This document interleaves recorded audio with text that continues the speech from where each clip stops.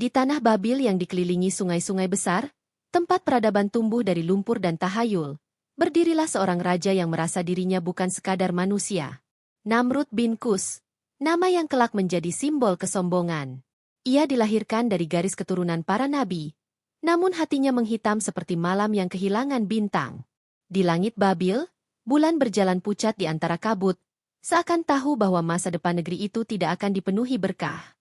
Dalam setiap lorong istana, di setiap lengking trompet perang, ada bisikan, ini adalah raja yang ingin naik ke langit.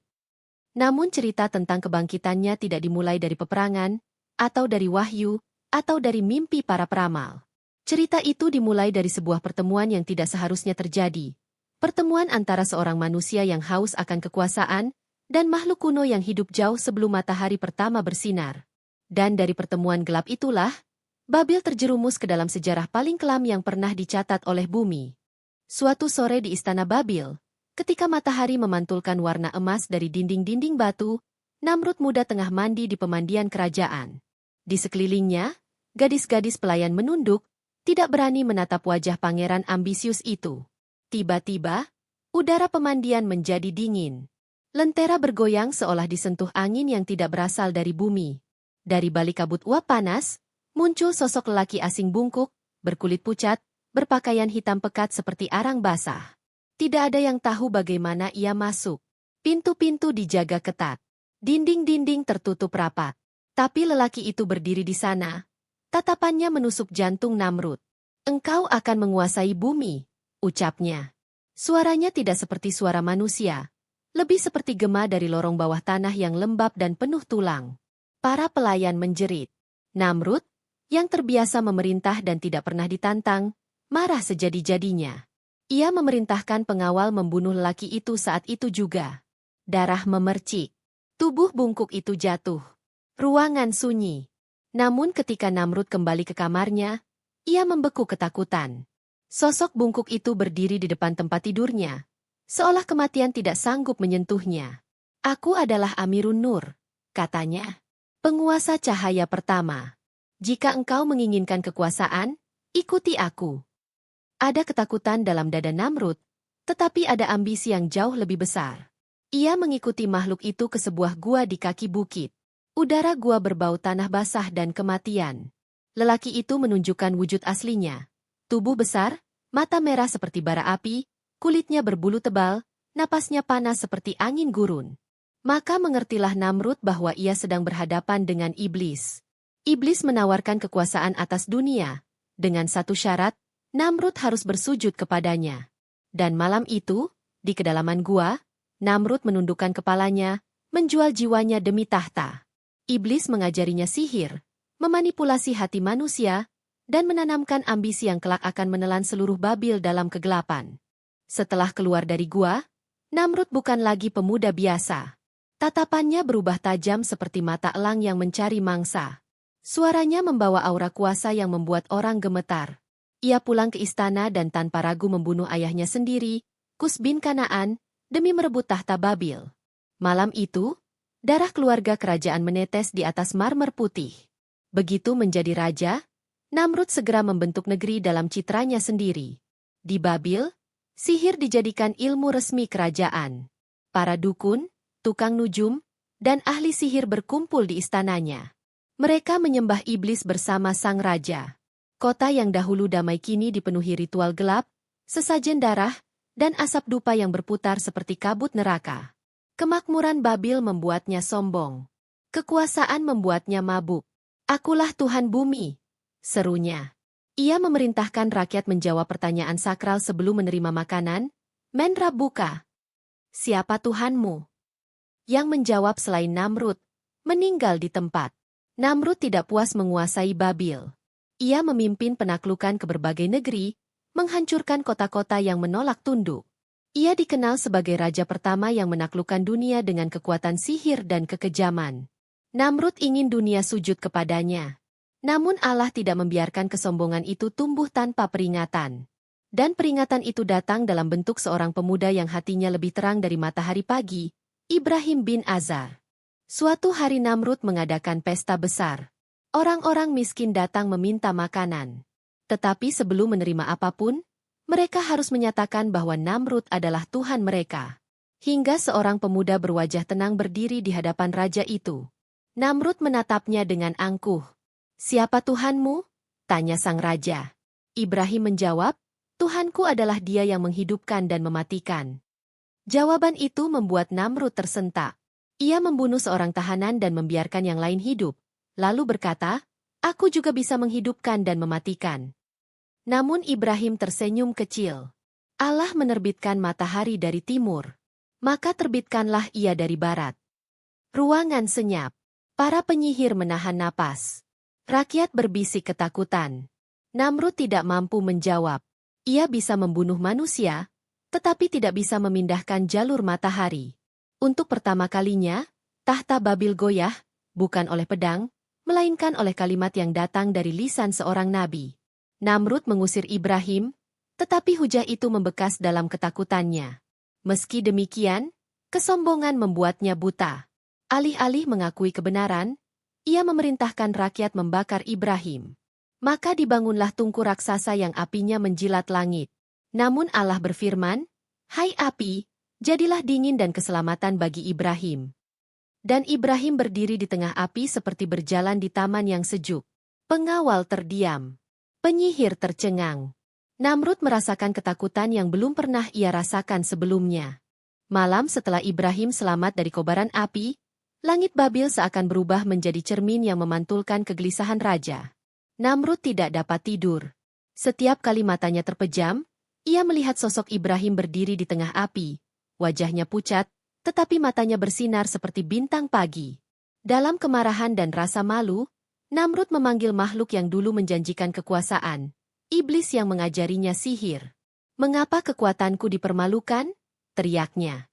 Iblis hanya tersenyum licik. Suaranya berdesi seperti angin gurun. "Ibrahim bukan manusia biasa. Ia dari kaumku. Api tidak akan menyentuhnya." Iblis mengetahui cara untuk membuat manusia semakin tersesat. Berikan kenyataan palsu. Namrud, yang hatinya telah menjadi besi hitam, mempercayainya. Ia merasa terancam. Jika Ibrahim adalah makhluk jin, maka ia harus menjadi sesuatu yang lebih kuat daripada jin. Maka iblis mendekatinya, meminta izin untuk menyentuh bahunya sebagai tanda kesetiaan. Namrud mengizinkan, tidak tahu bahwa sentuhan itu adalah awal dari kehancurannya. Beberapa hari kemudian, di bahu Namrud muncul benjolan merah yang berdenyut seperti jantung liar yang tumbuh di luar tubuh. Semakin hari, benjolan itu membesar, kulitnya robek, dan dari dalamnya keluar 2 ular hitam berukuran besar. Ular-ular itu menggeliat, melilit bahunya, matanya merah menyala, lidahnya menjulur seperti menghirup aroma darah. Mereka tidak makan apapun, kecuali kepala manusia. Namrud berteriak ketakutan, tetapi sudah terlambat. Iblis tertawa kasar. Suaranya menggema di lorong istana. "Mereka peliharaanmu, wahai Raja Agung. Beri mereka makan, atau mereka akan memakan kepalamu." Sejak hari itu, Babil berubah menjadi negeri teror. Setiap hari pasukan istana menculik anak-anak, orang tua, atau siapapun yang tak berdaya untuk dipenggal. Kepala mereka diberikan kepada 2 ular yang lapar. Jeritan rakyat menggema di malam hari. Tidak ada lampu minyak yang menyala tanpa rasa takut. Tidak ada keluarga yang tidur tanpa cemas. Dan di atas singgasananya, Namrud merasa semakin berkuasa. Padahal ia sudah menjadi budak dari kutukan yang ia undang sendiri. Ular-ular itu bukan sekadar makhluk. Mereka adalah simbol betapa jauh ia jatuh dari kemuliaan nasabnya. Babil mulai bergetar oleh keputusasaan. Ketakutan Namrud terhadap Ibrahim dan terhadap langit tumbuh menjadi obsesi. Ia ingin membuktikan bahwa dirinya bukan hanya raja di bumi, tetapi juga penguasa langit. Dalam kegilaannya, ia memerintahkan pembangunan menara raksasa, Burju Babil, yang diyakini akan mencapai pintu-pintu langit. Ribuan orang dipaksa bekerja siang malam, menarik batu sebesar kerbau, menumpuknya hingga menjulang setinggi yang tak pernah dibayangkan manusia. Di malam hari, obor menyala di sekeliling menara, menciptakan bayangan yang melayang di langit, seakan Babil sedang memberikan sinyal perang kepada langit. Namrud berdiri di bawah bangunan raksasa itu, wajahnya penuh kebencian. "Aku akan naik ke langit dan melihat siapa yang lebih berkuasa," katanya, mengangkat pedangnya ke udara. Rakyat hanya menunduk. tidak berani menatap mata raja yang sudah mulai kehilangan kewarasannya. Hari-hari berlalu. Menara itu tumbuh seperti gunung buatan manusia. Dari kejauhan terlihat seperti jari raksasa yang mencoba menusuk langit. Namun ketika menara itu hampir selesai, langit Babil berubah gelap seperti tinta. Awan hitam berkumpul di atas burju Babil. Angin bertiup kencang, dan udara bergetar oleh suara gemuruh. Rakyat Babil berlarian, bersembunyi di rumah-rumah mereka. Dalam satu kilatan cahaya, petir menyambar puncak menara, menghancurkan batu-batu raksasa menjadi serpihan kecil. Terdengar suara runtuhan yang memecah malam. Burju Babil roboh seperti tubuh raksasa yang kehilangan nyawa. Debu batu naik seperti asap dari korban ritual. Dalam sekejap, kebanggaan Namrud menjadi reruntuhan yang tergeletak tak bernyawa di tengah dataran Babil. Namrud melihat kehancuran itu dari balkon istananya. Angin membawa debu ke wajahnya. Matanya merah membara oleh amarah. Tetapi di dalam hatinya, ada rasa ketakutan yang lebih besar dari sebelumnya. Ia tahu, entah dari bisikan atau dari nurani yang lama tertutup, bahwa langit telah menjawab tantangannya. Namun Namrud, dalam kesombongan terakhirnya, berkata pelan, "Aku belum kalah." Setelah menaranya hancur, Namrud memerintahkan pengumpulan pasukan terbesar dalam sejarah Babil. Lapangan kota dipenuhi pasukan dari berbagai negeri, prajurit bersenjata, pemanah, penunggang kuda, dan barisan tentara bayaran. Dari menara istana, Namrud berteriak, "Jika Tuhan Ibrahim berani, datangkan pasukannya. Aku akan menaklukkan langit." Suaranya bergema seperti guruh palsu. Langit Babil kembali meredup. Para tentara menengadah, menunggu petir, badai, atau bencana besar yang dapat mereka lawan dengan pedang. Tetapi yang turun bukanlah raksasa bersayap atau malaikat perang. Yang turun adalah sesuatu yang hampir tidak terlihat, nyamuk. Jutaan, mungkin miliaran nyamuk memenuhi langit hingga langit menjadi hitam pekat seperti tinta. Serangan itu bukan serangan biasa. Nyamuk-nyamuk itu masuk ke mata, telinga, hidung, dan menembus baju besi. Mereka menggigit kulit, menghisap darah, merobek daging. Dalam hitungan menit barisan prajurit terkuat dunia berteriak ketakutan. Panik melanda. Mereka saling menginjak, kuda meronta, panah jatuh, dan tombak terlepas. Tidak ada senjata yang bisa melawan makhluk sekecil itu. Pasukan hancur total. Dan ketika semua prajurit telah binasa, seekor nyamuk kecil terbang perlahan menuju singgasana Namrud. Raga kecilnya hampir tak terlihat. Makhluk selembut debu. Nyamuk itu masuk ke lubang hidung Namrud, menembus kepalanya, dan menggerogoti otaknya sedikit demi sedikit. Namrud menjerit, memukul kepalanya dengan tongkat, dengan besi, dengan apapun yang bisa menahan rasa sakit itu. Hari berganti. Bulan berlalu.